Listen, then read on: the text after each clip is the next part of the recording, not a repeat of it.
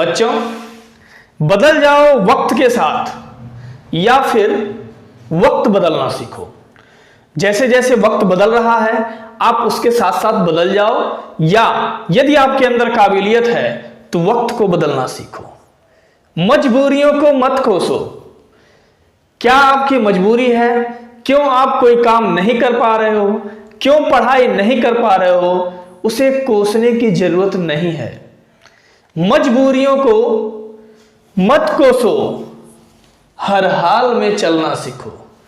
मतलब अपनी मजबूरी मत बताओ कि इस वजह से मैं नहीं पढ़ पा रहा हूं। ठीक है, चाहे जो मजबूरी हो, चाहे जैसी परिस्थिति हो, पढ़ने का प्रयास करो। अपने आप से अपनी मजबूरियों को मत बताओ कि मेरी क्या मजबूरी है, मैं क्यों नहीं पढ़ पा रहा हूं। उन मजबूरियों में उसका सलूशन ढूंढो। अपने आप से पूछोगे मैं क्यों नहीं पढ़ पा रहा हूं, मुझे कोई टॉपिक क्यों नहीं समझ में आ रहा है, तो आपके अंदर से ही आपको जवाब मिल जाएगा। वही जवाब आपका रियल जवाब होगा और उसी जवाब के अनुसार अपने टारगेट को चेंज करके आप पढ़ना चालू कर दो। ठीक है, वक्त आपके पास बहुत होता है, आप वक्त को क्या करते हैं? बर्बाद करते हैं।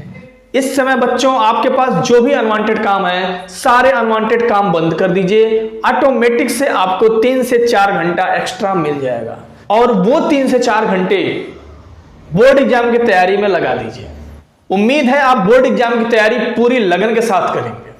ठीक है, तो आज के वीडियो में हम प्रिज्म के सभी कॉन्सेप्ट खत्म करने वाले हैं, सभी कॉन्सेप्ट को क्लियर करने वाले हैं। इसके बाद जो आने वाला वीडियो होगा, प्रिज्म से संबंधित जितने भी बहुविकल्पी प्रश्न होंगे, वे बहुविकल्पी प्रश्न जो पिछले 10 साल में किसी न किसी बोर्ड पेपर में पूछे गए हों, वो आपको हम बताएंगे। और उसके जस्ट बाद का कौन सा वीडियो आएगा? न्यूमेरिकल क्वेश्चन का वीडियो आएगा। मतलब प्रिज्म वाले चैप्टर में जो भी संभावित न्यूमेरिकल बन सकते हैं आपके बोर्ड एग्जाम के लिए, वो सभी न्यूमेरिकल्स हम आपको तीसरे वीडियो में बताएंगे। मींस पहला वीडियो क्या होगा? प्रिज्म का मैराथन क्लास। दूसरा वीडियो क्या होगा? प्रिज्म का बहुविकल्पी प्रश्न। और तीसरा वीडियो होगा प्रिज्म से संबंधित जितने भी न्यूमेरिकल क्वेश्चन है, ऐसे न्यूमेरिकल क्वेश्चन जो कभी न कभी किसी न किसी बोर्ड पेपर में आया हुआ हो किसी भी साल। बात समझ में आ गई बात आपको? मतलब क्या होने वाला है? प्रिज्म खत्म होने वाला है। यदि आप प्रिज्म के मैराथन क्लास का वीडियो, उसके एमसीक्यू क्वेश्चन का वीडियो और न्यूमेरिकल क्वेश्चंस का वीडियो देख लेते हैं तो बाकी कहीं और से आपको प्रिज्म के बारे में पढ़ने की कोई जरूरत नहीं है। यदि बोर्ड एग्जाम में प्रिज्म से क्वेश्चन आता है तो आपको वो प्रश्न इन्हीं सब वीडियोज में मिलने वाला है। बात समझ में आ गई? बोर्ड में यदि कोई नया क्वेश्चन बनता है तो नया क्वेश्चन जो प्रीवियस ईयर का क्वेश्चन होता है उसी के बेस पे डिजिट को चेंज करके नया क्वेश्चन बना दिया जाता है। तो यदि आप प्रीवियस ईयर क्वेश्चंस को सॉल्व किए रहेंगे तो आपको नया क्वेश्चन लगाने में तनिक भी दिक्कत नहीं होगी। ठीक है, तो चलिए प्रिज्म का मैराथन क्लास हम शुरू करते हैं। आपको हम सबसे पहले बताते हैं कि प्रिज्म क्या होता है। आप अपने स्कूल में कभी न कभी ऑफिस में गए होंगे। ऑफिस में मेज पर एक व्हाइट कलर का गुटका देखे होंगे, वो आपका प्रिज्म के आकार का होता है। वो क्या है? प्रिज्म है। बेसिकली प्रिज्म क्या होता है? प्रिज्म 2 समतल पृष्ठों से घिरा होता है किसी न किसी कोण पे। मतलब प्रिज्म एक ऐसा समांग पारदर्शी माध्यम है जो किसी कोण पर 2 समतल पृष्ठों से घिरा होता है और इन पृष्ठों को हम अपवर्तक पृष्ठ कहते हैं। क्या कहते हैं? अपवर्तक पृष्ठ कहते हैं। और जिस कोण पे वो झुका होता है, जो दोनों समतल पृष्ठ हैं जिस कोण पे झुके होते हैं, उसे हम प्रिज्म कोण कहते हैं या अपवर्तक कोण कहते हैं। ठीक है, तो चलिए हम आपको बताते हैं कि प्रिज्म का शेप कैसा होता है और पढ़ने के लिए हम प्रिज्म के किस भाग का यूज करते हैं। बात समझ में आ गई? चलिए बताता हूं। तो चलिए प्रिज्म के मैराथन क्लास में हम सबसे पहले आपको बताते हैं कि प्रिज्म क्या होता है। ठीक है, आप अपने स्कूलों में कभी न कभी प्रिंसिपल ऑफिस में गए होंगे। प्रिंसिपल ऑफिस के मेज पे एक व्हाइट कलर का गुटका देखे होंगे, उसी गुटके को हम प्रिज्म कह सकते हैं। बात समझ गए? तो बेसिकली प्रिज्म होता क्या है? प्रिज्म आपका कुछ इस प्रकार दिखता है। अभी बताता हूं प्रिज्म के बारे में। प्रिज्म आपका कुछ इस प्रकार दिखता है। बात समझ गए? मतलब प्रिज्म एक ऐसा समांग पारदर्शी माध्यम है जो दो समतल पृष्ठों से घिरा हुआ होता है किसी न किसी कोण पर। अब आप देखो, सपोज पहला पृष्ठ है DEIK, दूसरा पृष्ठ है DFJK। मतलब ये दो ऐसे कुछ पृष्ठ हैं। ये पृष्ठ है आपका DEIK और दूसरा पृष्ठ है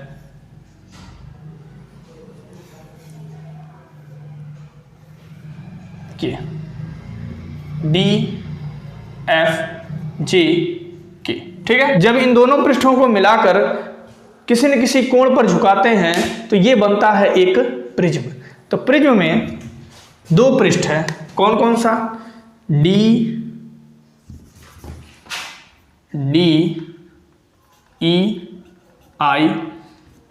और DEJK। ये आपके क्या है? समतल पृष्ठ हैं। इन समतल पृष्ठों को हम बोलते हैं अपवर्तक पृष्ठ। क्या बोलते हैं? अपवर्तक पृष्ठ।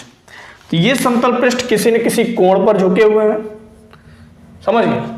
तो जिस कोण पर ये झुके होते हैं ना, उनको हम बोलते हैं प्रिज्म कोण या अपवर्तक कोण। ठीक है, तो आपका प्रिज्म कोण क्या है? यहाँ पे ये है D। अब इसी के जैसा यदि आप देखेंगे तो इसका एक भाग है BAC। सबसे पहले हम आपको बता दें कि इस चैप्टर में जब भी हम प्रिज्म की बात करेंगे तो आपके दिमाग में ये पूरा फिगर नहीं बनना चाहिए। जब भी हम प्रिज्म की बात करेंगे तो प्रिज्म के सामने का एक भाग है, कौन सा भाग? ABC। इसको हम प्रिज्म का मुख्य परिच्छेद कहते हैं। क्या कहते हैं? मुख्य परिच्छेद। मतलब ABC क्या है? मुख्य परिच्छेद है, मुख्य परिच्छेद है। तो आज के क्लास में हम जब भी प्रिज्म की बात करेंगे, ठीक है, तो आपके दिमाग में इस प्रिज्म का मुख्य परिच्छेद ही आना चाहिए। और मुख्य परिच्छेद का आकार कैसा है? त्रिभुजाकार है। मतलब प्रिज्म क्या है ये समझिएगा, ये प्रिज्म क्या है समझिएगा आप कि बस ये एक त्रिभुज ही है। पूरा प्रिज्म मत बना दीजिएगा, नहीं तो प्रकाश के अपवर्तन कराने में बहुत दिक्कत होगी।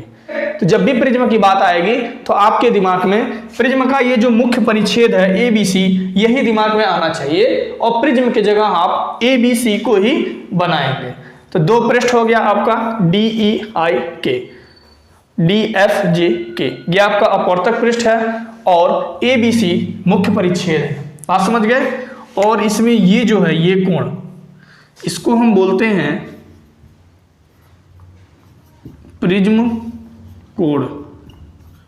क्या बोलते हैं? प्रिज्म कोण, या इसको हम बोलते हैं अपवर्तक कोण।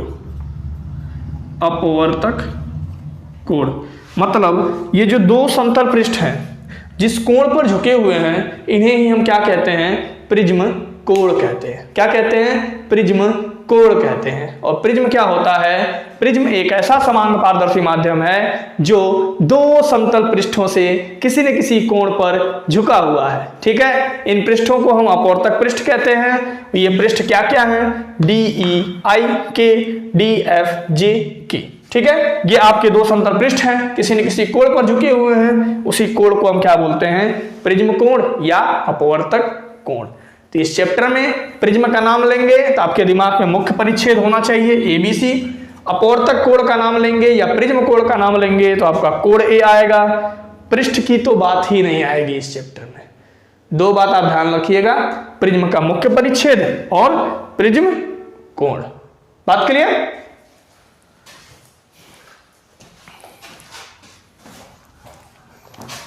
तो अभी हम आपको बताएं कि जब भी हम प्रिज्म का नाम लेंगे तो प्रिज्म का मतलब आप प्रिज्म का मुख्य परिच्छेद समझिएगा, पूरा प्रिज्म मत समझिएगा। मुख्य परिच्छेद का आकार कैसा है? त्रिभुज के आकार का है। बात समझ गए? प्रिज्म क्या है? दो समतल पृष्ठों से घिरा हुआ होता है किसी न किसी कोण पे। उस समतल पृष्ठ को हम अपवर्तक पृष्ठ कहते हैं और जिस कोण पर यह घिरा हुआ होता है उस कोण को हम क्या कहते हैं? प्रिज्म कोण या अपवर्तक कोण। ठीक है, चलिए हम बताते हैं इस चैप्टर का सबसे इंपॉर्टेंट टॉपिक क्या है?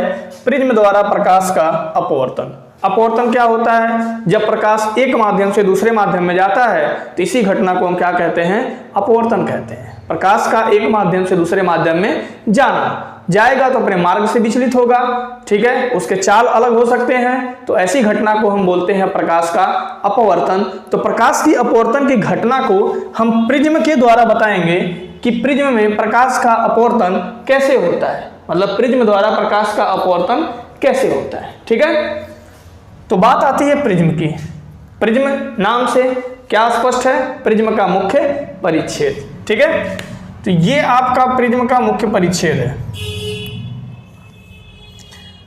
जब भी हम प्रिज्म की बात करेंगे तो इसी की बात करेंगे, ए बी सी, ये आपका प्रिज्म का क्या है? मुख्य परिच्छेद है। और ये जो एंगल है इसे हम बोलते हैं प्रिज्म कोण, ठीक है। तो इस पे हम प्रकाश की अपवर्तन की घटना को बताने जा रहे हैं, ध्यान से आप समझिएगा, ठीक है। जब किसी रंग के प्रकाश की किरण प्रिज्म के पृष्ठ AB पर आपतित होती है, इसमें 3 पृष्ठ है, एक है AB, एक है AC और एक है BC। तो हम इस अपवर्तन की घटना में AB पृष्ठ और AC पृष्ठ की बात करेंगे, केवल BC पृष्ठ की बात हम नहीं करेंगे, ठीक है। तो जब किसी रंग की प्रकाश की किरण AB पृष्ठ पर आपतित होती है, तो जब किरण आपतित होगी तो इस किरण को हम बोलेंगे आपतित किरण। बात समझ गए? क्या बोलेंगे? आपतित किरण। और जिस बिंदु पे किरण आपतित होता है, पृष्ठ के जिस बिंदु पर किरण आपतित होता है उसे हम बोलते हैं आपतन बिंदु, ठीक है। तो सपोज ये बिंदु Q है। और एक चीज और आपको बता दें, आपतन बिंदु पर जो खींची गई लंबवत रेखा होती है उसे ही हम क्या कहते हैं? अभिलंब कहते हैं। तो आप यहां पे एक अभिलंब खींच लो, आपतन बिंदु पर खींची गई लंबवत रेखा को हम क्या बोलते हैं? अभिलंब बोलते हैं, ठीक है। तो अभिलंब और आपतित किरण के बीच में जो कोण बनता है उसे हम बोलते हैं आपतन कोण। अभिलंब ये है और आपतित किरण ये है। अभिलंब और आपतित किरण के बीच में जो कोण बनता है उसको हम बोलते हैं आपतन कोण, ठीक है। तो प्रकाश के अपवर्तन की घटना में हम आपको बताए थे कि कांच क्या है? सघन माध्यम है। इधर क्या है? वायु, मतलब विरल माध्यम। जब प्रकाश की किरण विरल माध्यम से सघन माध्यम में जाती है तो अभिलंब की ओर झुक जाती है। तो प्रकाश की किरण इधर से इधर जा रही है, यह कांच है, यह सघन माध्यम है, ठीक है। तो विरल से सघन माध्यम में जा रही है तो अभिलंब की ओर क्या होगी? झुकेगी। यदि यह सीधे निकलती किरण, यदि यह किरण सीधे निकलती तो यह किरण ऐसे निकल जाती, यह आपका आपतित किरण है। लेकिन सीधे तो निकलेगी नहीं, क्योंकि विरल माध्यम से सघन माध्यम में जा रही है। और उसकी प्रॉपर्टी क्या है कि जब विरल माध्यम से सघन माध्यम में जाती है तो अभिलंब की ओर झुक जाती है। तो अभिलंब की ओर ये झुकेगी, थोड़ा बेंड हो जाएगा ऐसे, ठीक है। इसको आप मान लो R। अब आप बात को समझो, पृष्ठ AC के बिंदु R पर ये टकराती है, तो जिस बिंदु पर टकराती है उसको हम बोलेंगे आपतन बिंदु। क्या बोलेंगे? आपतन बिंदु। और आपतन बिंदु पर जो लंबवत रेखा होती है इसे हम बोलते हैं अभिलंब। क्या बोलते हैं? अभिलंब। अब आप देखो, प्रकाश किरण सघन माध्यम से विरल माध्यम में जा रही है, ये कांच है, सघन माध्यम। सघन माध्यम से जब विरल माध्यम में जाएगी तो अभिलंब से दूर हट जाएगी। तो अभिलंब से दूर हटेगी तो कुछ इस प्रकार हट जाएगी, ठीक है। तो 2 बार अपवर्तन हो गया ना 2 पृष्ठ से। तो लास्ट वाली जो किरण होती है इसको हम बोलते हैं निर्गत किरण, और इसको हम बोलते हैं आपतित किरण। बात को ध्यान से समझिएगा, अभी हम फिर एक बार और इसको समझाएंगे।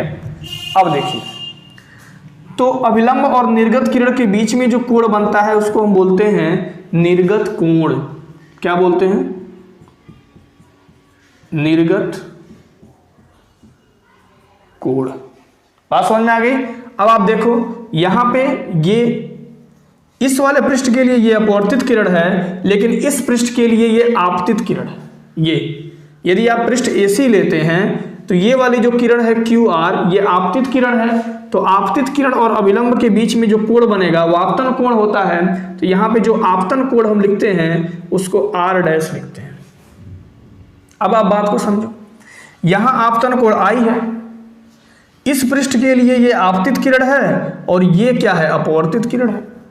तो अपवर्तित किरण और अभिलंब के बीच में जो कोण बनता है उसको हम बोलते हैं अपवर्तन कोण। बात समझ में आ गई? ये कोण यहां से लेके यहां तक आई है, इसको आप आगे बढ़ाए हैं, यही वाली लाइन है, इसको आप आगे बढ़ाए हैं, यही वाली लाइन है। तो जो यहां कोण बन रहा है आई, तो यहां से यहां तक भी पूरा कोण क्या होगा, आई होना चाहिए, आई होगा ना। तो यदि हमको ये कोण निकालना हो तो इस पूरे कोण में से इस आर को माइनस कर देंगे, तो ये हो जाएगा आई माइनस आर। ठीक है। अब आप देखो, आपतित किरण को हम आगे की तरफ बढ़ा दिए हैं, निर्गत किरण को हम पीछे की तरफ बढ़ाते हैं। तो निर्गत किरण को जब हम पीछे की तरफ बढ़ाते हैं तो ये आपतित किरण को आगे की तरफ बढ़ाए जाने पर कहीं न कहीं ये दोनों बिंदु एक दूसरे को काटते हैं, कहीं न कहीं ये दोनों किरण एक दूसरे को काटते हैं। और जहां ये दोनों किरण एक दूसरे को काटते हैं वहां पर एक कोण बनता है और इसी कोण को हम बोलते हैं डेल। डेल मतलब होता है विचलन कोण। विचलन कोण मतलब सीधा सीधा बात यह है कि जब हम आपतित किरण को आगे बढ़ाते हैं और निर्गत किरण को पीछे बढ़ाते हैं तो ये दोनों किरणें किसी न किसी बिंदु पर मिलती है और इन दोनों किरणों के बीच में जो कोण बनता है उसको हम विचलन कोण कहते हैं। क्या बोलते हैं? विचलन कोण कहते हैं। अभी हम इसको लिख के भी बताएंगे कि विचलन कोण को हम कैसे लिखेंगे। ठीक है। तो एक चीज और आप ध्यान दो, ये निर्गत किरण है, पीछे की तरफ बढ़ी है, यही किरण है, ये अभिलंब है, ये अभिलंब है, मतलब यहां से यहां आई डैश है तो यहां से यहां भी तो आई डैश होना चाहिए, ये पूरा कोण। और इस कोण को यदि निकालना है तो इस पूरे कोण में से ये जो छोटा सा कोण है आर डैश माइनस कर देंगे तो ये वाला कोण निकल जाएगा। तो ये पूरा आई डैश है तो ये पूरा भी तो आई डैश होगा, तो आई डैश में से आर डैश को माइनस कर दो तो ये हो गया I dash minus R dash, I dash minus R dash. अभी हम एक बार और इस फिगर को बताते हैं कि प्रिज्म में प्रकाश का अपवर्तन कैसे होता है। उम्मीद है आप समझ गए होंगे, लेकिन हम प्रिज्म द्वारा प्रकाश के अपवर्तन को दोबारा बताते हैं क्योंकि ये बहुत ही इंपॉर्टेंट टॉपिक है। यदि आप इसे नहीं समझ पाएंगे तो आगे के आने वाले डेरिवेशन में आपको बहुत तकलीफ होगा। ठीक है। तो इसको समझ करके आप अपने तकलीफ को दूर कर लो। समझ गए?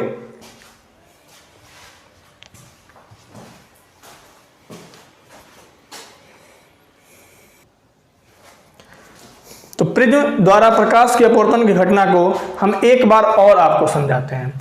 जब भी प्रिज्म की बात आएगी तो प्रिज्म के मुख्य परिच्छेद का बात आएगा। मुख्य परिच्छेद का जो आकार होता है त्रिभुज के आकार का होता है, मतलब ABC, और ये A क्या है, हमारा प्रिज्म कोण है। ठीक है। थोड़ा फास्ट बता रहा हूं। देखो, जब किसी भी रंग के प्रकाश की किरण पृष्ठ AB पर आपतित होती है, पृष्ठ AB पर आपतित हुई, तो जिस बिंदु पे आपतित होता है ना बच्चों, वो बिंदु होता है आपतन बिंदु, और आपतन बिंदु पे जो लंबवत रेखा खींची जाती है उसे हम कहते हैं अभिलंब। क्या कहते हैं? अभिलंब। तो ये आपकी इस बिंदु पर खींची गई लंबवत रेखा हो गई।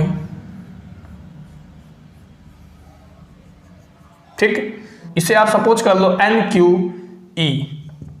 क्लियर? तो पृष्ठ AB पर यह किरण आपतित हुई और यह आपतन बिंदु पर खींची गई लंबवत रेखा क्या हो गई? अभिलंब हो गई। तो आपतित किरण और अभिलंब के बीच में जो कोण बनता है उसको हम बोलते हैं आपतन कोण। तो प्रिज्म कांच का बना होता है, तो कांच क्या है? सघन माध्यम है, और प्रकाश किरण हमारी विरल माध्यम से आ रही है। जब प्रकाश किरण विरल माध्यम से सघन माध्यम में जाती है तो अभिलंब की ओर झुक जाती है। ठीक है। तो यदि ये प्रकाश किरण अभिलंब की ओर नहीं झुकती तो ये सीधे निकल जाती। ध्यान रखिएगा, इसका बहुत मतलब है। आपतित किरण ये सीधे निकल गई, लेकिन होगा क्या? ये अभिलंब की ओर झुक जाएगी। तो जब ये अभिलंब की तरफ झुकेगी तो कुछ इस प्रकार हो जाएगी।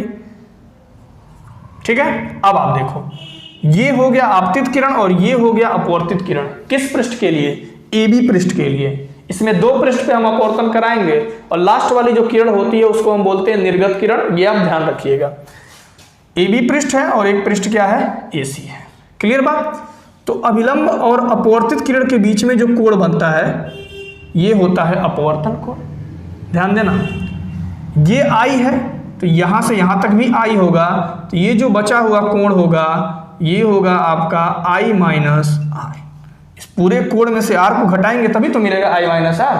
अब आप यहां देखो, अब इस पृष्ठ के लिए QR आपतित किरण है, तो AC पृष्ठ के बिंदु R पर टकराती है, जिस बिंदु पर टकराती है उसे हम आपतन बिंदु कहते हैं, और आपतन बिंदु पर एक लंबवत रेखा खींची जाती है, उसी रेखा को हम क्या कहते हैं, अभिलंब कहते हैं। ठीक है, तो सपोज करो यहां एक लंबवत रेखा है,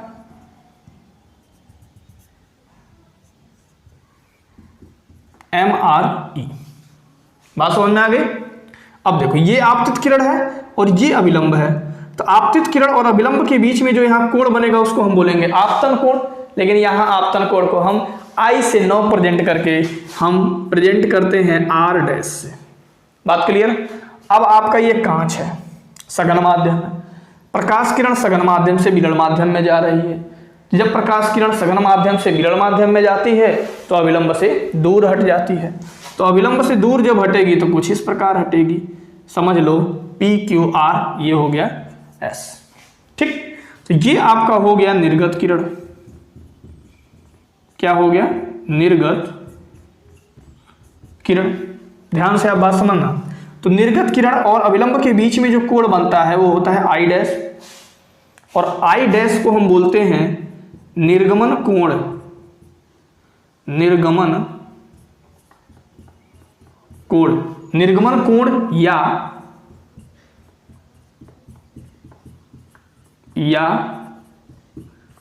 निर्गत कोण भी इसे बोल सकते हैं। अब आप देखो, जब निर्गत किरण को हम पीछे की तरफ बढ़ाएंगे तो ये आपतित किरण को कहीं न कहीं जाके कट करेगा, और इन दोनों किरणों के बीच में यहां एक कोण बनेगा, इसी कोण को हम बोलते हैं विचलन कोण। ठीक है, क्या बोलते हैं, विचलन कोण। तो जैसे जैसे आप इस प्रिज्म पर प्रकाश की अपवर्तन की घटना को बनाए हैं, सेम वैसे ही लिख दिया जाता है। यदि आपके एग्जाम में क्वेश्चन आ गया कि प्रिज्म द्वारा प्रकाश के अपवर्तन की घटना को चित्र की सहायता से समझाइए, ठीक है, तो आप क्या करना, सबसे पहले एक प्रिज्म बना देना और सारी अपवर्तन की घटना जिस हिसाब से आप इस पे कर रहे हो उसी को लाइन बाय लाइन लिख देना है। बात समझ में आ गई। तो इसमें एक सबसे इंपॉर्टेंट टॉपिक निकल के आता है विचलन कोण। तो हम आपको बताते हैं विचलन कोण क्या होता है। ये बहुत इंपॉर्टेंट परिभाषा है जो एग्जाम में अक्सर पूछता है कि विचलन कोण से आप क्या समझते हैं।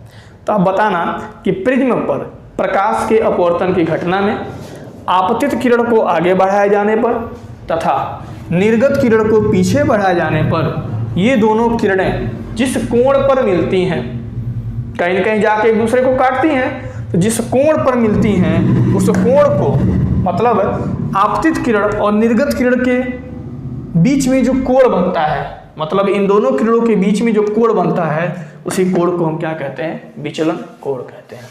प्रिज्म पर प्रकाश के अपवर्तन की घटना में आपतित किरण को आगे बढ़ाए जाने पर तथा निर्गत किरण को पीछे बढ़ाए जाने पर ये दोनों किरण जिस कोण पर मिलते हैं उसे हम बोलते हैं विचलन कोण, और विचलन कोण को हम डेल से रिप्रेजेंट करते हैं। बात समझ गए। अब देखो एक चीज और छूट रहा है, ये आपका I डैश है तो ये भी आपका I डैश होगा यहां से यहां तक, क्योंकि ये जो लाइन है यही वाली तो है और ये जो लाइन है ये वाली है। और ये कोण यदि हमको निकालना रहे तो I डैश में से R डैश को माइनस कर देंगे। प्रिज्म से संबंधित जो भी हम डेरिवेशन करेंगे बिना ये फिगर बनाए डेरिवेशन हो ही नहीं सकता, समझ गए। तो अभी प्रिज्म के अपवर्तनांक के सूत्र का हम डेरिवेशन करेंगे तो उस डेरिवेशन में भी इस फिगर को हमें बनाना पड़ेगा, तो वहां मैं फिगर थोड़ा छोटा बनाऊंगा क्योंकि बाकी जगह पे हमें डेरिवेशन भी तो करना रहेगा। ठीक है, तो आप प्रिज्म द्वारा प्रकाश के अपवर्तन की घटना को अच्छे से समझ लीजिए ताकि आगे आने वाले डेरिवेशन में आपको थोड़ा भी तकलीफ ना हो। ठीक है,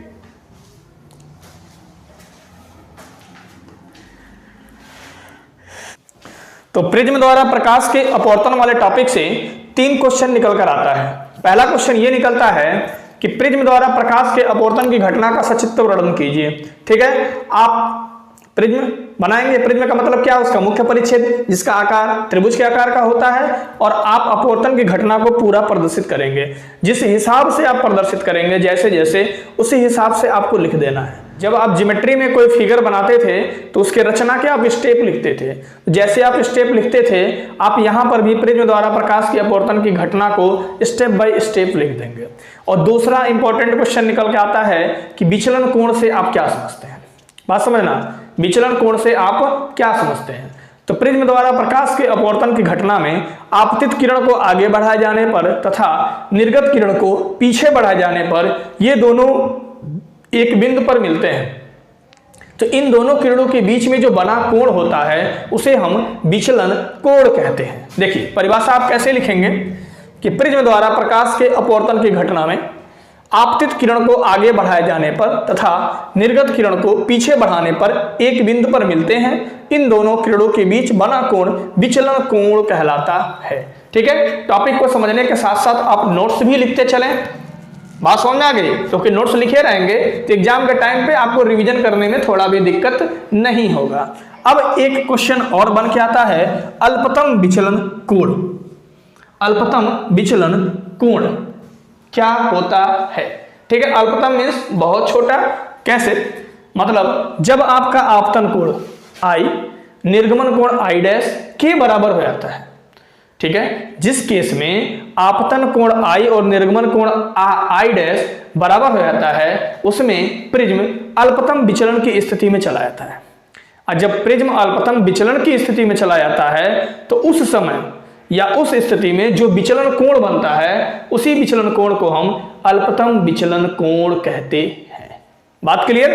तो अल्पतम विचलन कोण क्या है? जब आपका आपतन कोण I निर्गमन कोण I डैश के बराबर होता है तो प्रिज्म अल्पतम विचलन की स्थिति में चला जाता है। इस स्थिति में बना विचलन कोण अल्पतम विचलन कोण कहलाता है। ठीक है, एक प्रश्न और आता है बच्चों, क्या आता है कि अल्पतम विचलन की शर्तें लिखिए। क्वेश्चन पूछता है कि अल्पतम विचलन की शर्तें लिखिए। तो अल्पतम विचलन का सबसे इंपॉर्टेंट शर्त यह है कि आपतन कोण I का मान निर्गमन कोण I डैश के क्या होता है? बराबर होता है। ठीक है, अभी आपको हम प्रिज्म द्वारा प्रकाश के अपवर्तन की घटना बताए थे। तो AB पृष्ठ पर एक कोण निकल के आया था I माइनस R, आप देख लो उसे पीछे करके। और AC पृष्ठ पर एक कोण निकल के आया था I dash minus R dash. ठीक है, इस कोण को हम बोलते हैं विचलन कोण। किस पृष्ठ के लिए? AB पृष्ठ के लिए। ये बात आप थोड़ा नोट कर लेना। AB पृष्ठ के लिए इस कोण को भी बोलते हैं विचलन कोण। इसके लिए? AC पृष्ठ के लिए। ठीक है, इस फार्मूले का यूज न्यूमेरिकल में होगा, वहां आपको हेल्प मिलेगा। ठीक है, तो आप प्रिज्म द्वारा प्रकाश की अपवर्तन की घटना को जबरदस्त तरीके से पढ़ के समझ लीजिए, क्योंकि इसी पर आधारित आगे का मोस्ट इंपॉर्टेंट डेरिवेशन होने वाला है। ठीक है, उम्मीद है आप समझ गए होंगे कि विचलन कोण क्या होता है, अल्पतम विचलन कोण क्या होता है और अल्पतम विचलन कोण की शर्तें क्या होती हैं। बात समझ में आ गई?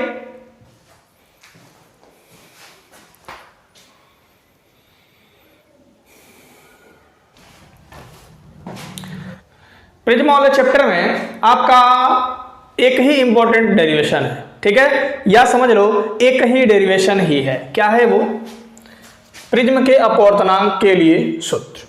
प्रिज्म के अपवर्तनांक के लिए सूत्र, अथवा प्रिज्म कोण को A से रिप्रेजेंट करते हैं, अपवर्तनांक N से रिप्रेजेंट करते हैं, और न्यूनतम विचलन कोण में संबंध, न्यूनतम विचलन कोण को हम डेल M से प्रदर्शित करते हैं। ठीक है, तो सबसे पहले हम प्रिज्म द्वारा प्रकाश के अपवर्तन की घटना को पुनः दोहराते हैं। ठीक है, क्योंकि उसी पर आधारित है ये डेरिवेशन। ठीक है, बिना अपवर्तन की घटना किए हम प्रिज्म के अपवर्तनांक का सूत्र डिराइव नहीं कर पाएंगे। ठीक है। फिर उसके बाद हम आपको बताते हैं कि इस डेरिवेशन को करने के लिए किन किन बातों का आपको पहले से पता होना चाहिए। उन बातों को हम सबसे पहले बता देंगे, उसके बाद हम डेरिवेशन कराएंगे, तो 100% आपको ये डेरिवेशन समझ में आएगा। यदि आपको ये डेरिवेशन समझ में आता है या मैं आपको डेरिवेशन समझाने में थोड़ा भी सफल हो पा रहा हूं तो आप कमेंट करके जरूर बताएं, ठीक है। तो सबसे पहले हम प्रिज्म द्वारा प्रकाश के अपवर्तन की घटना को फिर आपको हम समझाते हैं, क्योंकि इसी पर आधारित है ये डेरिवेशन। ये आपका प्रिज्म है, इसका मुख्य परिच्छेद है ABC, ये आपका है प्रिज्म कोण, ठीक है। तो इसमें दो पृष्ठ है, एक है AB और एक है AC। तो जब हम प्रिज्म के पृष्ठ AB पर कोई प्रकाश आपतित करते हैं, ठीक है, तो ये इसके बिंदु Q पर आपतित होती है। तो जिस बिंदु पर आपतित होती है उसे हम बोलते हैं आपतन बिंदु, और आपतन बिंदु पर जो लंबवत रेखा खींची जाती है उसे हम बोलते हैं अभिलंब। क्या बोलते हैं? अभिलंब, ठीक। अब आप ध्यान दो, तो अभिलंब और आपतित किरण के बीच में जो कोण बनता है इसे हम बोलते हैं आपतन कोण, ठीक। तो ये किरण विरल माध्यम से सघन माध्यम में जा रही है, तो जब कोई प्रकाश किरण विरल माध्यम से सघन माध्यम में जाती है तो अभिलंब की ओर झुक जाती है। यदि अभिलंब की ओर ये नहीं झुकती तो ये सीधे इस प्रकार निकल जाती, ऐसे। लेकिन होता क्या है, ये अभिलंब की ओर झुक जाती है, ठीक है। तो अब आप देखो, पृष्ठ AB के लिए PQ आपका आपतित किरण है और QR आपका अपवर्तित किरण है। तो आपतित किरण और अभिलंब के बीच में जो कोण बना है उसे हम आपतन कोण कहते हैं। अपवर्तित किरण और ये अभिलंब के बीच में जो कोण बनेगा उसे हम अपवर्तन कोण R कहते हैं, ठीक है। तो ये आपका पूरा I है, ये पूरा I है, तो ये निकालना होगा तो क्या होगा, I माइनस R। बात समझ में आ गई? अब आप देखो, AC के जिस बिंदु पे टकराती है उसे हम आपतन बिंदु बोलते हैं, और आपतन बिंदु पे ही क्या होता है, खींची गई लंबवत रेखा होती है, उसी रेखा को हम बोलते हैं क्या, उसी रेखा को हम बोलते हैं अभिलंब, ठीक है। इसको आप आगे की तरफ बढ़ा दो, तो ये आपकी बिंदु R पर लंबवत रेखा हो गई, तो ये आपका हो गया अभिलंब और ये हो गया E। अब आप देखो, पृष्ठ AC के लिए किरण QR आपतित किरण का काम करता है, ठीक है। अब प्रकाश सघन माध्यम से विरल माध्यम में जा रहा है तो अभिलंब से दूर हट जाएगा, ठीक है। अभिलंब से क्या होगा, दूर हट जाएगा। आपतित किरण को आगे की तरफ तथा निर्गत किरण को पीछे की तरफ बढ़ाने पर ये दोनों किरण जिस बिंदु पे मिलते हैं वहां एक कोण बनता है जिसे हम बोलते हैं विचलन कोण, और विचलन कोण को हम डेल से रिप्रेजेंट करते हैं, डेल। बात क्लियर? ये आपका हो गया निर्गत किरण I', इस पृष्ठ के लिए ये आपतित किरण है QR, ये अभिलंब है, तो यहां जो आपतन कोण होता है वो R' होता है। अब आप ध्यान से समझना, ये पूरा का पूरा I' है, तो ये पूरा का पूरा I' होगा, तो ये वाला जो कोण हो जाएगा ये होगा I' minus R', I' minus R'। अब हम प्रिज्म के अपवर्तनांक का सूत्र डिराइव कर पाएंगे। इस सूत्र को डिराइव करने के लिए आपको क्या क्या जानकारी होनी चाहिए वो मैं पहले बता देता हूं, ठीक है। तो सबसे पहली चीज तो आपको ये पता होना चाहिए कि स्नेल का नियम क्या होता है। स्नेल का नियम होता है n बराबर साइन I बटे साइन R, ठीक है। आपतन कोण I की जया साइन I, अपवर्तन कोण R की जया साइन R का अनुपात क्या होता है, एक नियतांक होता है, इसे ही हम स्नेल का नियम कहते हैं। दूसरी बात इसमें आती है, सपोज ये एक त्रिभुज है, ये क्या है आपका एक त्रिभुज है, इसमें तीन भुजा है, एक भुजा ये, एक भुजा ये, एक भुजा ये। किसी भी भुजा को जब हम बढ़ाते हैं तो बाहर की तरफ एक कोण बनता है। सपोज ये बना कोण 4, ये कोण 1 है, ये कोण 2 है और ये कोण क्या है 3 है। इन सभी बेसिक कॉन्सेप्ट को आप कॉपी पे नोट कर लेंगे तो डेरिवेशन ये बेहतर तरीके से समझ में आएगा। तो किसी भी त्रिभुज का जो बहिष्कोण होता है अपने अंतर के, किसी भी त्रिभुज का जो बहिष्कोण होता है अपने अंदर के अपोजिट साइड में बने जो दो कोण होते हैं उनके योग के क्या होता है, बराबर होता है। मतलब ये जो कोण 4 का मान है इसको छोड़ देंगे, जो इसके पास रहेगा कोण 1 और कोण 2 के योग के बराबर होता है। ठीक है, इसका यूज होगा इस प्रश्न में। एक चीज और आप समझो, सपोज ये एक त्रिभुज है, मैं थोड़ा त्रिभुज को उल्टा बना दे रहा हूं। ठीक है, जो डेरिवेशन में प्रयोग होने वाला है वही बता देता हूं। ये एक त्रिभुज है, मान लो ये R है और ये आपका R' है, और ये कोण आपको फाइंड करना है। तो आपको पता है कि त्रिभुज के तीनों कोणों का योग क्या होता है, 180 अंश होता है। मान लो ये A है, ये B है और ये C है, मतलब A + B + C बराबर होता है 180। A की वैल्यू क्या है R और B का वैल्यू क्या है R' और C हमें निकालना है।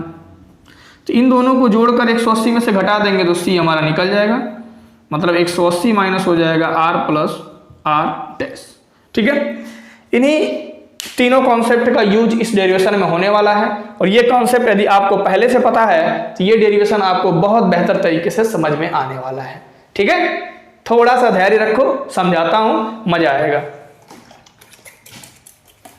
सबसे पहले हम मान लेंगे कि ABC हमारा प्रिज्म का मुख्य परिच्छेद है और प्रिज्म पर प्रकाश की अपवर्तन की घटना को दर्शाया गया है।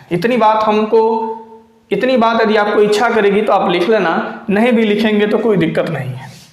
ठीक है, अब आप देखो चित्र से त्रिभुज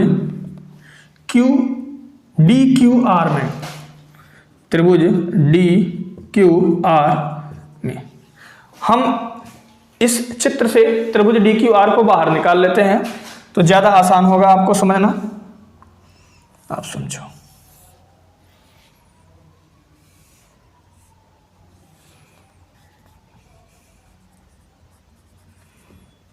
ये है आपका D और ये है आपका Q और ये है आपका R। ठीक है, तो यहां आप देख रहे होंगे विचलन कोण डेल है और यहां पे है आपका I - R और यहां है I' - R'। अब आपको इस त्रिभुज में दिख रहा होगा कि डेल हमारा क्या है, बहिष्कोण है। तो बहिष्कोण का जो मान होता है अपोजिट साइड में दोनों कोणों के योग के क्या होता है, बराबर होता है। ठीक है, मतलब हम यहां साफ साफ लिख देंगे कि डेल बहिष्कोण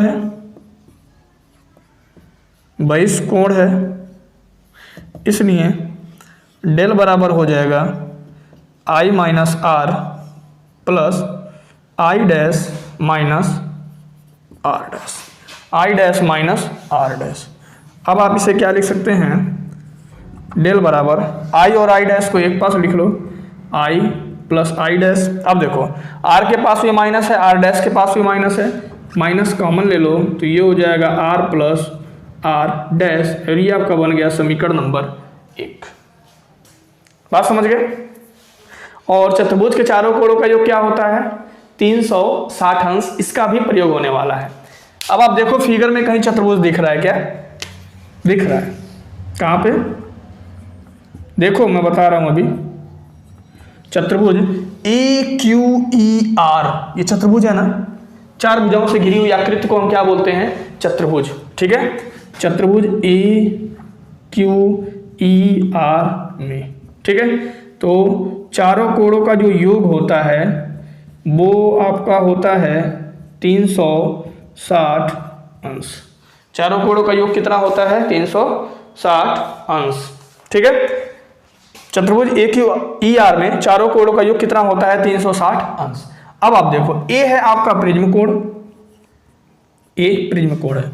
अब देखो यहां पे Q पर ये अभिलंब रेखा है NQE और ये पृष्ठ है, मतलब समझो ये एक पृष्ठ है और इस बिंदु पर एक लंबवत रेखा ऐसे है, तो यहाँ कितने डिग्री का एंगल बनेगा बच्चों, 90 डिग्री का।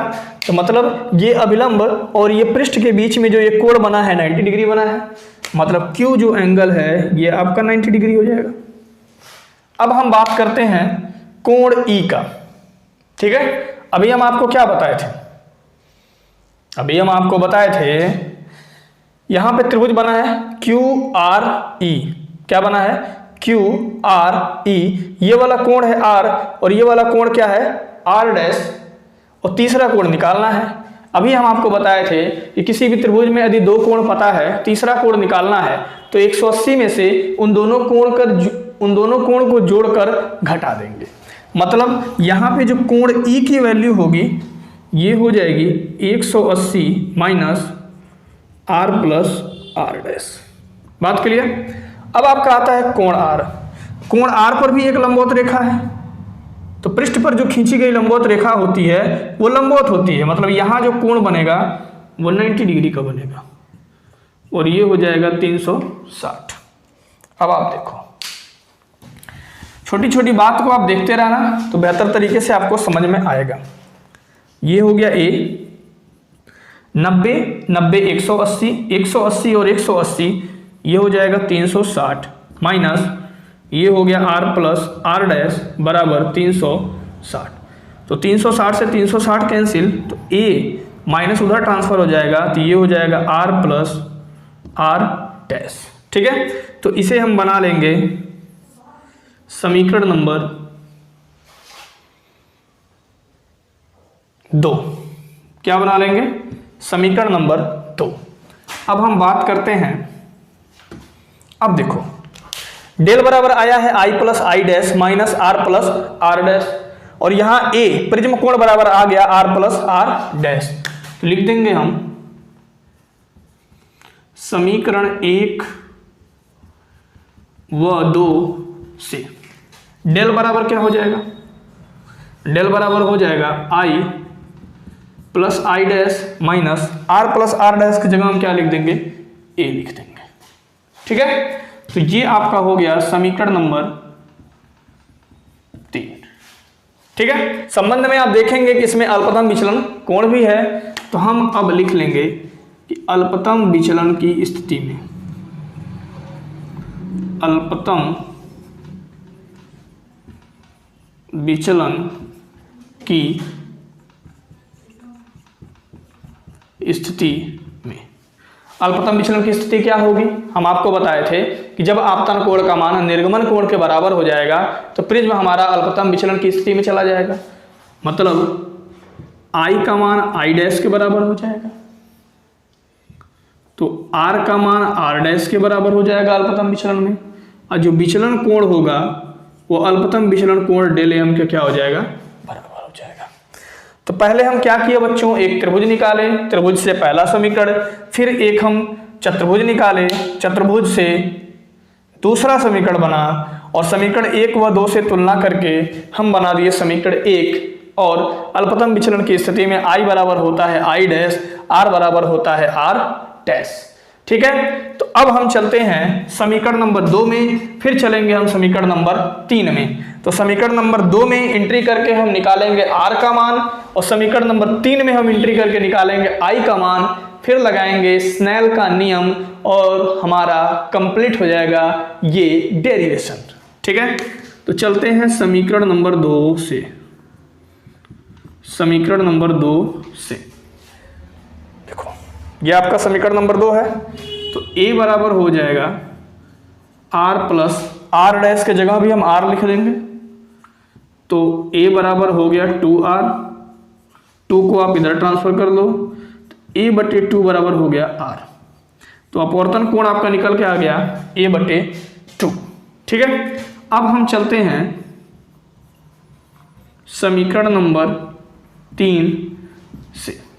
समीकरण नंबर 3 में हम देखेंगे डेल की जगह हम लिख देंगे del m plus del m बराबर, और I प्लस I डैश की जगह लिख देंगे I माइनस ए, माइनस ए को आप इधर ट्रांसफर करो तो ये हो जाएगा डेल m प्लस ए, और I प्लस I मिलके हो गया 2I। ठीक, अब आप देखो तो हमें निकालना क्या है? आपतन कोण I निकालना है ना, तो ये हो जाएगा डेल m प्लस ए, और इधर से आ गया बटे 2 बराबर I। तो ये आपका निकल गया आपतन कोण, और यहाँ निकल गया प्रिज्म, सॉरी यहाँ निकल गया अपवर्तन कोण। अब हम क्या करेंगे बच्चों? स्नेल के नियम से, स्नेल के नियम से सबसे पहले हम क्या किए? इसमें प्रिज्म द्वारा प्रकाश का अपवर्तन की घटना को चित्र में बनाए अच्छे से। इसमें पहला त्रिभुज लिए डी क्यू आर, ठीक है। तो डी क्यू आर में आप देख पा रहे हैं कि डेल क्या है, बहिष्कोण है। तो बहिष्कोण जो होता है किसी त्रिभुज का, अपने अंदर के दोनों कोणों के योग के क्या होता है, बराबर होता है, ठीक है। या बचपन में ही पढ़े होंगे। तो डेल बराबर आ गया I plus I dash minus R plus R dash. अब पकड़ लिए हम एक त्रिभुज ए क्यू ई आर। ए हमारा प्रिज्म कोण है, क्यू हमारा 90 अंश है, और ई की वैल्यू हम इस त्रिभुज से निकाल लिए। दो कोण इसमें दिए हुए हैं आर प्लस आर डैश, और तीसरा कोण निकालने के लिए हम क्या किए, 180 में से इन दोनों कोणों को जोड़ करके घटा दिए, ठीक है। तो आपका समीकरण बन गया ए बराबर आर प्लस आर डैश, ठीक है। तो संबंध में क्या देखेंगे, अल्पतम विचलन कोण भी निकालना है। तो अल्पतम विचलन की स्थिति में, अल्पतम विचलन कोण कब बनेगा, जब प्रिज्म अल्पतम विचलन की स्थिति में जाएगा तभी ना।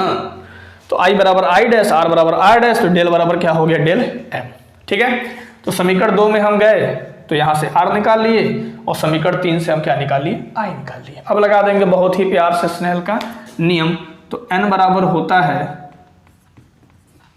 साइन आई बटे साइन आर। क्या होता है, साइन आई बटे साइन आर। तो n बराबर साइन आई की वैल्यू यहां पे है, क्या है ये, डेल एम प्लस ए बटे 2 बटा साइन आर। आर की वैल्यू क्या है, ए बटे 2। तो ये आपका निकल के आ गया प्रिज्म के अपवर्तनांक का सूत्र। n बराबर साइन डेल एम प्लस ए बटे 2 साइन ए बटे 2। बहुत ही प्यारा सा इंपॉर्टेंट डेरिवेशन है, आप इसे बेहतर तरीके से सीख लेंगे। यदि आपको थोड़ा भी दिक्कत रहा होगा तो आप इसे रिपीट करके एक बार जरूर देख लीजिएगा, ठीक है। यदि आपको प्रिज्म द्वारा प्रकाश के अपवर्तन की घटना को समझने में कोई दिक्कत नहीं हुआ होगा, मैं गारंटी देता हूं कि इस डेरिवेशन में भी आपको कुछ भी तकलीफ नहीं हुआ होगा, ठीक है। यदि आपको बेहतर तरीके से समझ में आया है तो प्लीज आप एक कमेंट करके जरूर बताएं।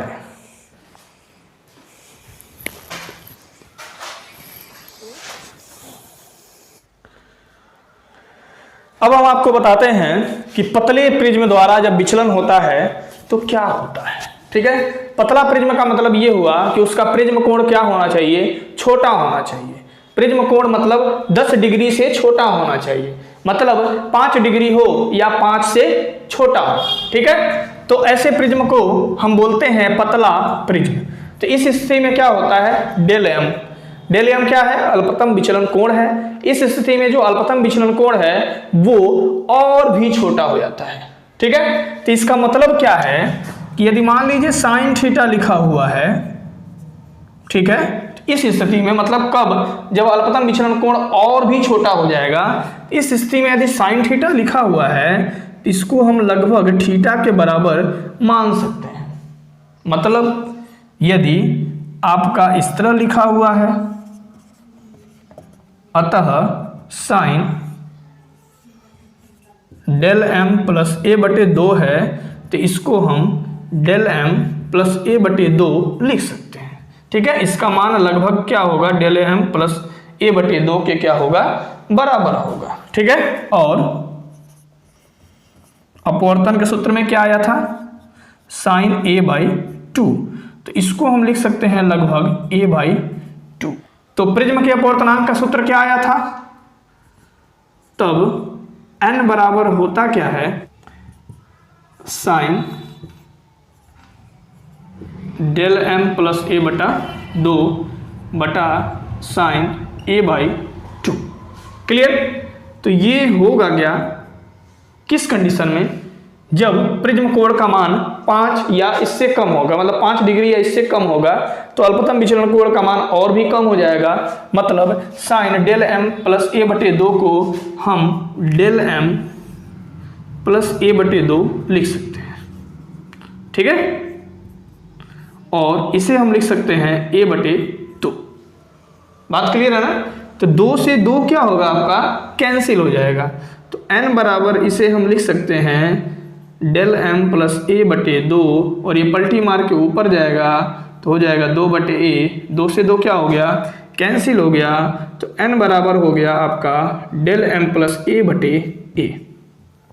अब आप क्रॉस मल्टीप्लाई कर दो, तो ये हो गया Na बराबर डेल m प्लस ए को आप इधर ट्रांसफर करो तो हो जाएगा Na माइनस ए बराबर डेल m। बात क्लियर। अब देखो आप यहाँ पे a कॉमन ले सकते हो, तो a कॉमन लोगे तो n माइनस 1 बराबर डेल m। मतलब अल्पतम विचलन कोण का एक सूत्र निकल के आ गया a इंटू एन माइनस 1। ठीक है, इस सूत्र पर बहुत सारा न्यूमेरिकल्स भी आता है। ठीक है, इस सूत्र का प्रयोग हम न्यूमेरिकल्स वाले वीडियो में सिखाएंगे कि कैसे इस सूत्र का हम प्रयोग करेंगे। डेल m आपका क्या है, अल्पतम विचलन कोण है, a आपका क्या है, प्रिज्म कोण है, और n है प्रिज्म के पदार्थ का अपवर्तनांक। बात समझ में आ गई। मतलब यदि प्रिज्म कोण का मान 5 या इससे कम होगा, मतलब 10 डिग्री से छोटा होगा, तो जो प्रिज्म होगा ना वो अल्पतम विचलन की स्थिति में चला जाएगा, और उस स्थिति में जो डेल m है, मतलब अल्पतम विचलन कोण का मान है, ये बहुत ही छोटा हो जाएगा। मतलब यदि साइन थीटा कहीं लिखा है तो उसे हम थीटा लिख सकते हैं। इसी आधार पर sine del m plus a बटे 2 को लगभग डेल m प्लस a बटे 2 लिख सकते हैं, और साइन a बटे 2 को लगभग हम a बटे 2 लिख सकते हैं। तो प्रिज्म के अपवर्तनांक का सूत्र लगाएंगे तो साइन साइन खत्म, इसको कैलकुलेट करेंगे तो क्या आ गया, डेल m बराबर a इंटू एन माइनस 1। बात क्लियर। उम्मीद है आपको अच्छे से समझ में आ रहा होगा। आ रहा है ना, बता दो। आ रहा है तो बता दो। तो अब हम आपको बताते हैं श्वेत प्रकाश किरण के बारे में। ठीक है, तो श्वेत प्रकाश क्या होता है, मोटा मोटी आप जानो, बहुत ज्यादा डिटेल में जानने की जरूरत नहीं है। इस श्वेत प्रकाश कई रंगों का मिश्रण होता है। ठीक है, सूर्य से आने वाली किरणों को हम श्वेत प्रकाश कहते हैं। श्वेत प्रकाश क्या होता है, कई रंगों का मिश्रण होता है, और सूर्य से आने वाली किरणों को हम श्वेत प्रकाश कहते हैं। जब हम श्वेत प्रकाश किरण को प्रिज्म पर आपतित करते हैं, मान लीजिए एक प्रिज्म है, जब हम प्रिज्म पे श्वेत प्रकाश किरण को आपतित करते हैं तो श्वेत प्रकाश किरण अपने अवयवी रंगों में विभाजित हो जाता है। अवयवी रंग का मतलब ये है कि मतलब वो कितने रंगों का मिश्रण है। ठीक है, जितने रंगों का मिश्रण होगा उसे ही हम अवयवी रंग बोलेंगे।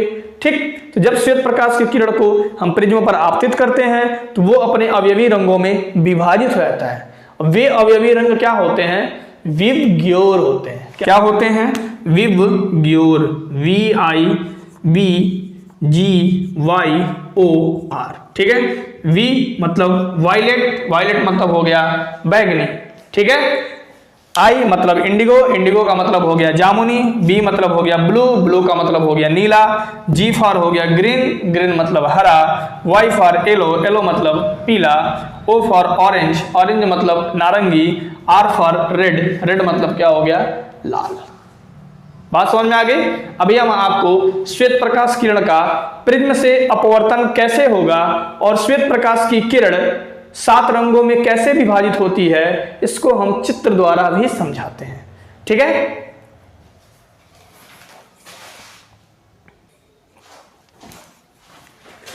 अब आपको हम बताते हैं कि श्वेत प्रकाश की किरण का प्रिज्म से अपवर्तन कैसे होता है। मतलब वो श्वेत प्रकाश किरण अपने अवयवी रंगों में कैसे विभाजित होता है, कि जब हम श्वेत प्रकाश की किरण को प्रिज्म पे आपतित करते हैं तो वे अपने 7 अवयवी रंगों में विभाजित हो जाता है। ठीक है, ये 7 अवयवी रंग क्या होते हैं, विवग्योर, VIVGYOR। इसे याद करने का तरीका है विवग्योर। ठीक है, मतलब सबसे जल्दी विचलन किसका हो रहा है, लाल रंग का, और सबसे लेट से विचलन किसका हो रहा है, बैगनी रंग का।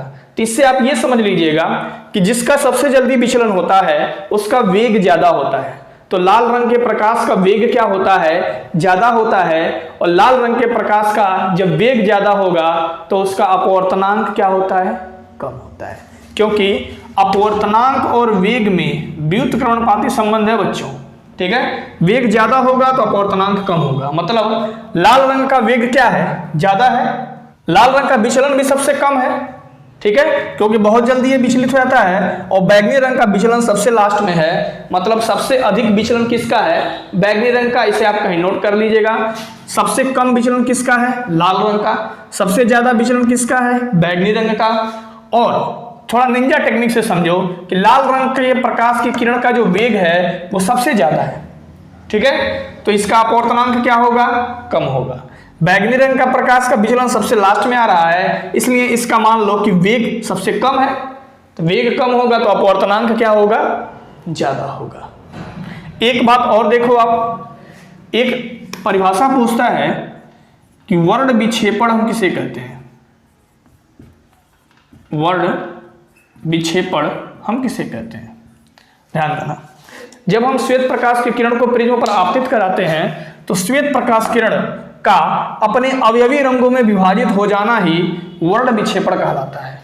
अपने अवयवी रंगों में विभाजित हो जाना ही वर्ण विक्षेपण कहलाता है। मतलब श्वेत प्रकाश किरण का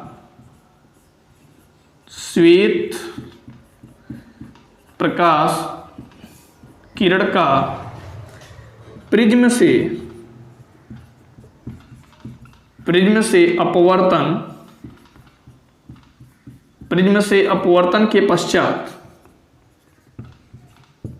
अपवर्तन के पश्चात अपने अवयवी रंगों में विभाजित हो जाना क्या कहलाता है, वर्ण विक्षेपण कहलाता है। ध्यान देना, ठीक है। मतलब श्वेत प्रकाश के किरण का प्रिज्म से अपवर्तन के पश्चात अपने अवयवी रंगों में विभाजित हो जाना क्या कहलाता है, वर्ण विक्षेपण कहलाता है। ये प्रश्न एग्जाम में कभी कभी पूछता है कि वर्ण विक्षेपण से आप क्या समझते हैं। तो श्वेत प्रकाश क्या है बच्चों, कई रंगों का मिश्रण है। सूर्य से आने वाले किरणों को हम श्वेत प्रकाश कहते हैं, और जब हम श्वेत प्रकाश की किरण को किसी प्रिज्म पर आपतित करते हैं तो वे अपने 7 अवयवी रंगों में विभाजित हो जाता है। ये 7 अवयवी रंगों को आप याद कीजिएगा, नीचे से ऊपर की तरफ विव ग्योर, बैगनी, जामुनी, नीला, हरा, पीला, नारंगी, लाल। ठीक है, लाल रंग का विचलन सबसे कम है, बैगनी रंग का विचलन सबसे ज्यादा है, लाल रंग का वेग सबसे ज्यादा होता है तो लाल रंग के प्रकाश का अपवर्तनांक सबसे कम है, बैगनी रंग का वेग सबसे कम होता है इसलिए इसका अपवर्तनांक क्या है, सबसे ज्यादा है। इन पॉइंट्स को भी आप नोट कर लीजिएगा। ठीक है, अलग अलग माध्यम में प्रकाश की चाल अलग अलग होती है, लेकिन वायु या निर्वात में जो प्रकाश की चाल होती है उसका वेग होता है 3 × 10⁸ मीटर प्रति सेकेंड।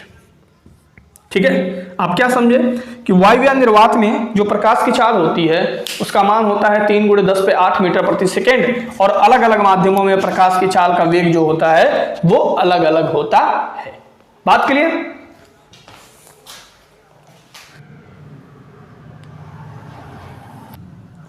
अब आपको हम बताते हैं एक और इंपॉर्टेंट क्वेश्चन। ये क्वेश्चन 1 या 2 नंबर में पूछता है, मतलब कंपलसरी टाइप के क्वेश्चन वाले में ये क्वेश्चन पूछ सकता है। क्या पूछता है कि कोणीय विक्षेपण से आप क्या समझते हैं। ठीक है, तो सबसे पहले हम आपको एक फिगर बनाते हैं, उसको आप समझने का प्रयास कीजिए। समझिए ये आपका एक प्रिज्म है। क्या है ये? प्रिज्म है। प्रिज्म के मुख्य परिच्छेद को ही हम प्रिज्म लेकर सॉल्व करते हैं, A, B, C।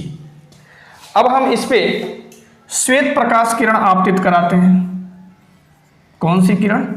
श्वेत प्रकाश।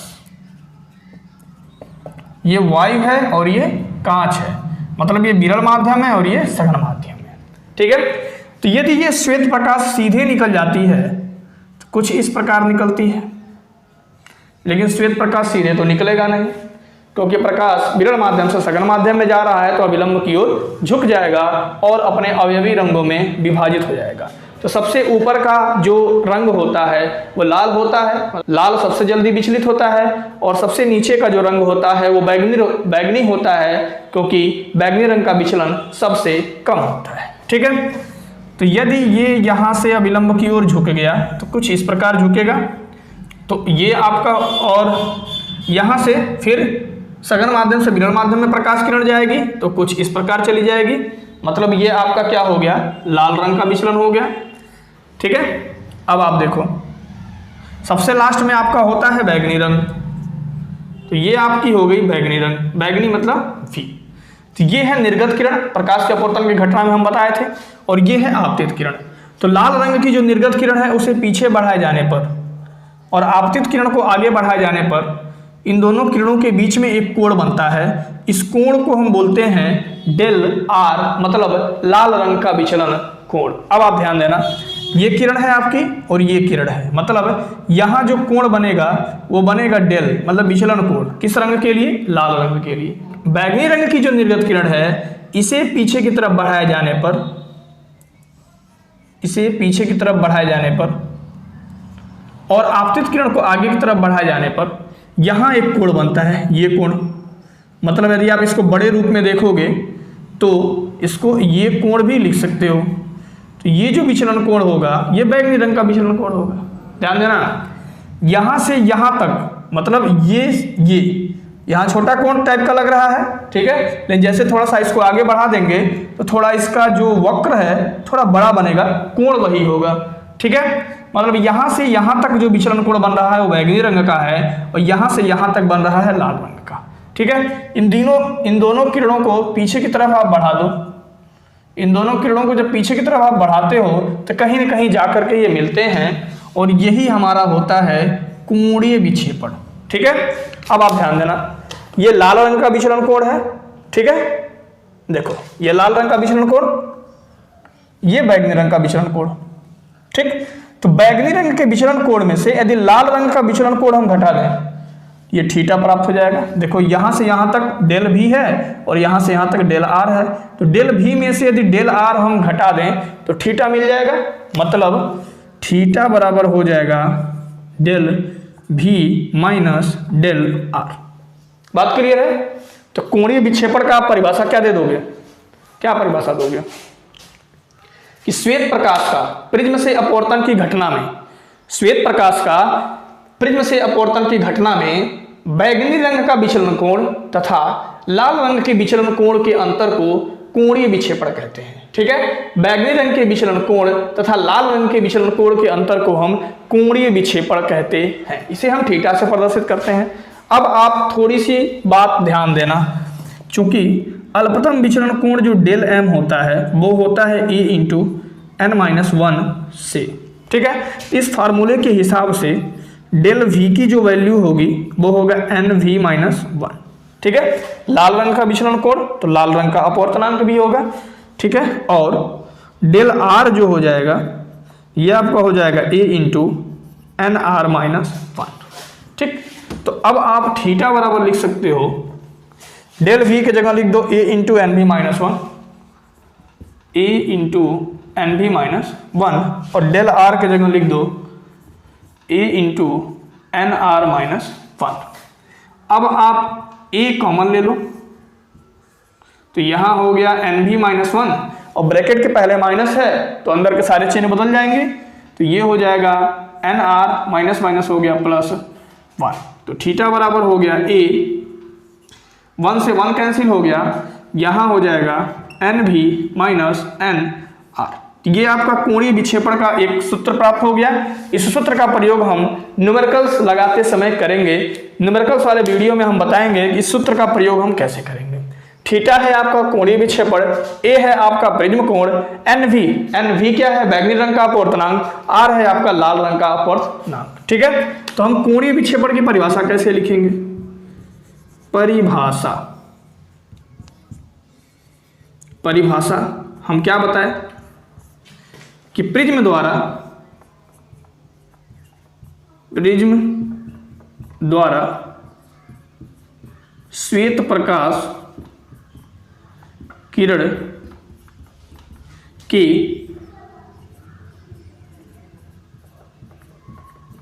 अपवर्तन की घटना में, श्वेत प्रकाश किरण के अपवर्तन की घटना में बैंगनी रंग का विचलन कोण, बैंगनी रंग का विचलन कोण डेल वी तथा लाल रंग का विचलन कोण के अंतर को हम क्या कहते हैं? कोणीय विक्षेपण। तथा लाल रंग के विचलन कोण, लाल रंग के विचलन कोण डेल आर के अंतर को कोणीय विक्षेपण कहते हैं। ठीक है, तो कोणीय विक्षेपण आपका क्या है? प्रिज्म द्वारा श्वेत प्रकाश के अपवर्तन की घटना में बैगनी रंग का जो विचलन कोण है और लाल रंग के विचलन कोण के अंतर को हम कोणीय विक्षेपण कहते हैं। ठीक है, इसका फार्मूला भी डेराइव्ड हो गया, थीटा बराबर a into N V minus N R. Theta है आपका कोणीय विक्षेपण, a है आपका प्रिज्म कोण, एन वी है आपका बैगनी रंग का अपवर्तनांक, एन आर है आपका लाल रंग का अपवर्तनांक। बात क्लियर? उम्मीद है आपको बहुत बेहतर तरीके से समझ में आया होगा। ठीक है, समझ में आया है ना? तो एक कमेंट कर दो, एक कमेंट करके बता दो कि क्या समझ में आया, क्या नहीं समझ में आया। ठीक है,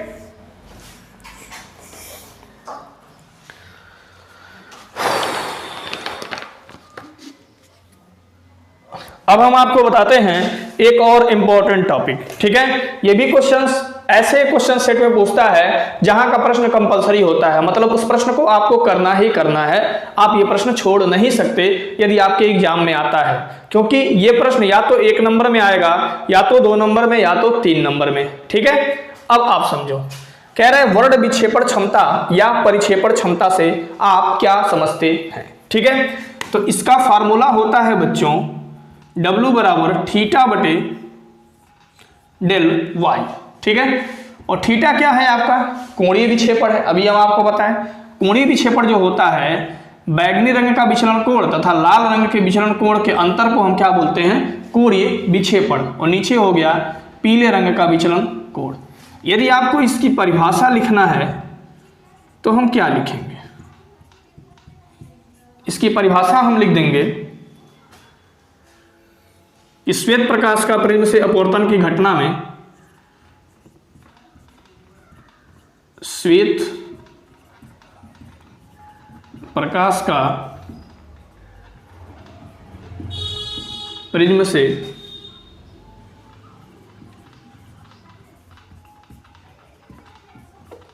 से अपवर्तन की घटना में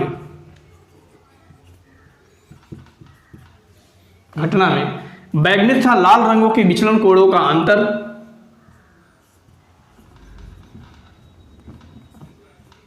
बैगनी तथा लाल रंगों के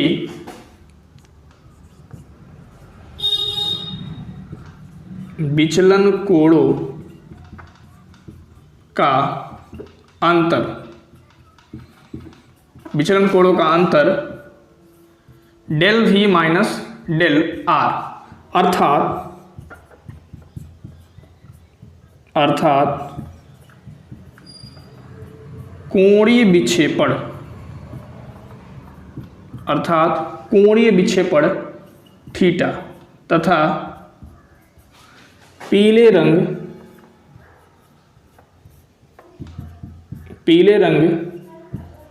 के विचलन कोण, पीले रंग के विचलन कोण डेल वाई के अनुपात